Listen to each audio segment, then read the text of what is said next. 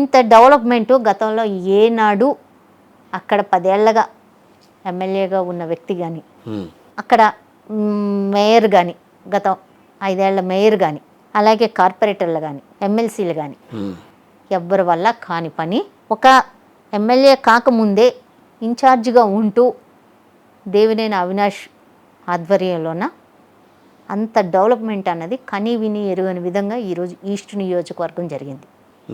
ఈరోజు ఏదైతే ఆ కాలనీస్ ఉన్నాయో ఆ కాలనీస్లోన మీరు ప్రతిపక్షం అన్న వాళ్ళకు కూడా అడిగినా కానీ అక్కడ డెవలప్మెంట్ వాళ్ళు ఒప్పుకోవాల్సిన పరిస్థితుల్లో ఉన్నారు. సిట్టింగ్ టీడీపీ ఎమ్మెల్యేని కాదనే మీరు చేశారా డెవలప్మెంట్? చేసాం, 100% చేసాం. ఎట్లా చేస్తారు? అట్లా ఎందుకు చేయలేము? ఎందుకు చేయలేము సార్? ఎందుకు చేయలేం? చేసి చూపించాం. 100% చేసి చూపించాం. ఆయన కట్ చేసి మీరే చేసి మీరే చెప్పుకుంటున్నారు. ఆయన అడిగినా కూడా గద్దె రామ్మోహన్ గారు అడిగినా కూడా ఆయనకి నిధులు ఇవ్వకుండా మేమే చేస్తాం, మేము చేయగలమని చెప్పి చెప్పారు. ఏనాడు ఆయన కౌన్సిల్కి వచ్చిన పాపం లేదు. యాజ్ ఎమ్మెల్యేగా ఆయన ఏనాడు కౌన్సిల్కి రాలేదు.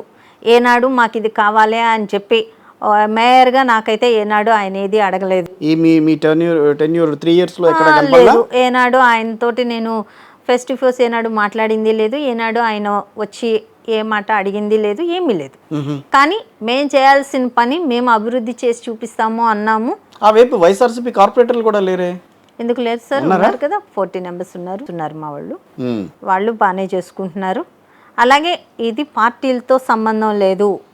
అభివృద్ధి అనేది పార్టీతో సంబంధం లేకుండా మీరు చేశానంట. చేసాం, 100% చేసాం. ఓవరాల్ గా విజయవాడ అభివృద్ధికి మీ హయాంలో ఎంతవరకు ఖర్చు పెట్టారు?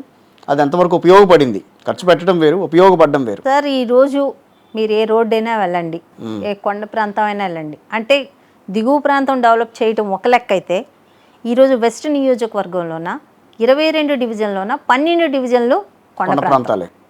అసలు విజయవాడే సగం జనాభా కొండ మీదే ఉంటుంది. అలాగే ఈస్ట్ నియోజకవర్గంలో కూడా 5 డివిజన్లు కొండే. ఓకే. ఈరోజు ఇన్ని డివిజన్లు కొండ ప్రాంతం అయినా కానీ పూర్తి స్థాయిలో కొండ చివరి వరకు మళ్ళీ మెట్లు కానీ, డ్రైన్లు కానీ, వాటర్ సప్లై కానీ ప్రతి ఒక్కటి మేము స్లోపులు వేయటం కానీ ప్రతి ఒక్క పని మేము చేసుకుంటూ వస్తున్నాం కొండ ప్రాంతాల్లో కూడా. ఓకే. గత 40 ఏళ్ళు 30 ఏళ్ల క్రితం ఓంపక్షాలు లేకపోతే అప్పుడు ఉన్న వాళ్ళు డెవలప్ చేయటమే కొండ ప్రాంతం. కానీ ఆ తర్వాత వచ్చిన వాళ్ళు ఎవ్వరూ కొండ ప్రాంతంలోన ఒక మెట్లు మార్గం కూడా నీట్గా చేసిన పరిస్థితి ఏనాడూ లేదు. గత టీడీపీ గవర్నమెంట్లోన ఏం చేసినారు అంటే అండర్ గ్రౌండ్ డ్రైనేజీ పేరు పెట్టుకొని కొండ ప్రాంతాల్లో పై వరకు కూడా పూర్తిగా తవ్వేసి వాటికి ఈ అండర్ గ్రౌండ్ డ్రైనేజీకి వేసుకొని వచ్చారు, పైప్ లైన్స్ వేసుకొని వచ్చారు. కానీ అది ఫుల్ఫిల్గా చేయకపోవడం మూలాన కొండ ప్రాంతంలో ఏనాడు పందికొక్కులు కానీ ఎలకలు కానీ తవ్విన దాఖలాలు గతంలో లేవు. వీళ్ళు అరాకుర్రా చేసిన పనుల వల్ల ఈరోజు కొండ ప్రాంతంలోన ఏదైతే ఈ పందికొక్కులు కానీ ఎలకలు కానీ ఉన్నాయి ఇవి తవ్వేస్తున్నాయి. వీళ్ళు పూర్తిగా అది చేసిన పని 100% నీట్గా చేసి ఉండుంటే పాపం ఇప్పుడు కొండ ప్రాంతంలో ఉన్న వాళ్ళు అంత ఇబ్బందికరమైన వాతావరణం ఉండేది కాదు. వాళ్ళు చేసిన అరాకుర పనుల మూలాన ఈరోజు మళ్ళీ వాటిని రిపేర్ చేసి పూర్తి స్థాయిలో అవన్నీ నిర్మించుకొని రావటం డబల్ పని అవుతుంది మాకు. అలాగే కొండ ప్రాంతంలోన వాటర్ సప్లై ఈరోజు విజయవాడ సిటీలో ఏమవుతుందంటే జనాలు పెరగటం మూలాన, పాపులేషన్ పెరగటం మూలాన వాటర్ సప్లై ఇబ్బంది అవుతుంది. ఆ వాటర్ సప్లై కింద ఉన్న వాళ్ళందరూ మోటార్లు వేయటం, మోటార్ల ద్వారా వాటర్ లాగేయటం మూలాన కొండ ప్రాంతంలో పై వరకు ఉన్న వాళ్ళకి వాటర్ సప్లై వెళ్ళటం లేదు. ఈ ఎండాకాలంలో చాలా ఇబ్బంది పడతారు. వాళ్ళ కోసం కొండల మీదే వాటర్ ట్యాంకులు నిర్మిస్తున్నాం. యుద్ధ ప్రాతిపదికన వాటర్ ట్యాంకులు అనేవి చూశానండి. పైన వాటర్ ట్యాంకులు పెట్టారు. చాలా రోజుల తర్వాత కనిపించినాయని అనుకున్నాను వాటర్ ట్యాంకులు చూసి. అక్కడ ఎందుకు పెట్టారని కొంతమంది అడిగారు కూడా. మొత్తం వస్తే ఏమవుతుందంటే ఆ పైనుంచి కిందకి వాటర్ వస్తే అడ్ రోడ్డు పైన ఉన్న వాళ్ళందరికీ వాటర్ సప్లై అనేది అందిద్ది. ఇప్పుడు కింద ఉన్న వాళ్ళు ఏదో ట్యాంకర్ వచ్చినా వాళ్ళు పట్టుకుంటారు. అవును. ఇప్పుడు కొండ మీద ఉన్న వాళ్ళు కింద నుంచి మీద వరకు ఆ వాటర్ పట్టుకొని పైకి వెళ్ళాలంటే వాళ్ళకి చాలా ఇబ్బందికరమైన. సో ఓవరాల్ గా విజయవాడ విషయంలో మీరు అభివృద్ధి పరంగా చాలా డెవలప్మెంట్ తీసుకొచ్చారు. నియోజకవర్గం ఇదని కాదు, అదని కాదు, ఆ ప్రాంతం కాదు, ఇట్లా కాదు. 3 నియోజకవర్గాలు ఏదైతే కార్పొరేషన్ 1981లో పెట్టిన దగ్గర నుంచి ఈ రోజు వరకు ఒక ఎత్తు అయితే జగన్మోహన్ రెడ్డి గారి గవర్నమెంట్లో ఈ 5 ఏళ్ల కాలంలో ఒక ఎత్తు. ఎందుకంటే భాగ్యలక్ష్మి గారు మేయర్ అయిన తర్వాత ఒక ఎత్తు చెప్పండి, పర్వాలేదు.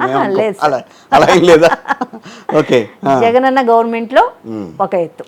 అంటే విజయవాడకి చిన్న చూపు చూశారు అని చెప్పి ప్రతిపక్షాలు మాట్లాడుతున్నాయి. ఎందుకంటే క్యాపిటల్ ఇక్కడ కాదు, అమరావతి క్యాపిటల్ కాదు, అమరావతి పక్కనే ఉన్న విజయవాడ, దాని మీద పెద్దగా దృష్టి పెట్టదు జగన్ గవర్నమెంట్, పెట్టలేదు అని చెప్పి. ఎందుకు వాళ్ళు వైజాగ్ క్యాపిటల్ పెట్టుకున్నారు కాబట్టి పెట్టట్లేదు. సో అలాంటి ప్రకటనల్లో వాళ్ళు మాట్లాడిన వాటిల్లో ఎక్కడ వాస్తవం లేదని అంటారా? సార్, అమరావతి క్యాపిటల్గా పెట్టుకున్నారు గత 5 ఏళ్ల కాలంలోన. విజయవాడ నగరంలోన 64 డివిజన్లలోన మీరు ఏ డివిజన్లో ఎంత ఖర్చు పెట్టినారో ఆ గత 5 ఏళ్ల కాలంలో, ఈ 5 ఏళ్ల కాలంలోన మేము ఎంత ఖర్చు పెట్టినాము ఫేస్ టు ఫేస్ ఎవరైనా రమ్మనండి. ప్రతి డివిజన్ వారీ నేను ఇస్తాను. డివిజన్ వారీ మేము ఎన్ని కోట్లు ఖర్చు పెట్టినాము, ఎంత సీసీ రోడ్లు వేసినాము, ఎంత బీటీ రోడ్లు వేసినాము, ఎంత వాటర్ సప్లై ఖర్చు పెట్టినాము, ఎంత గ్రీనరీ ఖర్చు పెట్టినాము, ఎన్ని పార్కులు ఖర్చు పెట్టినాము, ఎంత ఇండోర్ కోర్టులు ఖర్చు పెట్టినాము, స్విమ్మింగ్ పూల్స్ ఏ రకంగా డెవలప్ చేసినాము, ఏదైతే మనకి అమృతలోనే ఎంత ఖర్చు పెట్టాము, అలాగే 3 కెనాల్స్ క్లీనింగ్ ఏ రకంగా చేశాము, ఇన్ని వేల టన్నులు చెత్తని ఈరోజు విజయవాడ సిటీ నుంచి పంపించేశాము. ఈరోజు మనకి సింగనగర్లోన ఈ ఎండాకాలం వస్తే చాలు, వారానికి 10 రోజులకు ఒకసారి సింగనగర్ డంపింగ్ యార్డ్ అన్నది తగలబడుతుంది. వామపక్షాలు వెళ్ళి అక్కడ కూర్చొని నానా యాగి చేస్తాయి. డంపింగ్ యార్డ్ కిలోమీటరు పరిధిలోన ఏ ఒక్కరు బతకలేని పరిస్థితి. ఆ వాసనకి ఎంత ఇబ్బందికరమైన వాతావరణం ఉండేదో ప్రతి ఒక్కరికి తెలుసు. ఈరోజు వెళ్ళి సింగనగర్లో డంపింగ్ యార్డ్ అన్నది ఉందా లేదా అన్నది ఒకసారి చూడండి. ఏం డెవలప్ చేసాం మేము అన్నది ఒకసారి చూడండి. అలాగే పాయకాపురం చెరువు చూడండి. పాయకాపురం చెరువు గతంలో ఎలా ఉంది, ఈరోజు పాయకాపురం చెరువు ఆ వాతావరణము, అక్కడ పార్కు ఏ రకంగా డెవలప్ చేసాం. ప్రతి ఒక్క విషయంలోన విజయవాడ నగరం ఈరోజు 3 కెనాల్, బందర్ కెనాల్, ఏరూరు కెనాల్, మనకి రైల్వేస్ కెనాల్, ఈ 3 కెనాల్లోన 6,000 టన్నుల చెత్తనన్నది తీయటం జరిగింది. 4,000 మంది వర్కర్స్ని ఏర్పాటు చేసి 3 నెలలు యుద్ధ ప్రాతిపదికన చేయిస్తే 6,000 టన్నుల చెత్త అన్నదిలో తీయటం జరిగింది.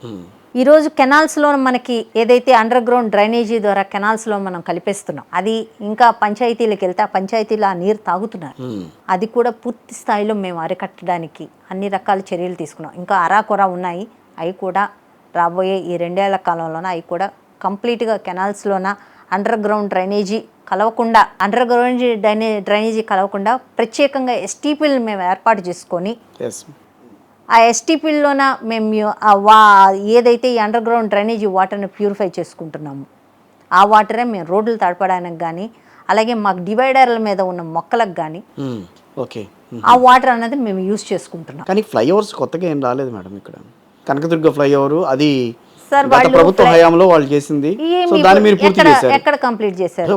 నేను అదే అంటున్నా, మీరు కంప్లీట్ చేశారు. చేసాము. ఓకే, ఆ తర్వాత మనకి బెన్ సర్కిల్ దగ్గర ఫ్లైఓవర్ ఒకటి. సో ఇప్పుడు ఔటర్ రింగ్ రోడ్ జరుగుతుంది కదా సార్. ఔటర్ రింగ్ రోడ్ జరుగుతుంది. ఔటర్ రింగ్ రోడ్డు పని మనకి ఇంకా 20% ఎంత ఉందంతే. పూర్తి స్థాయిలో అది కంప్లీట్ అయింది.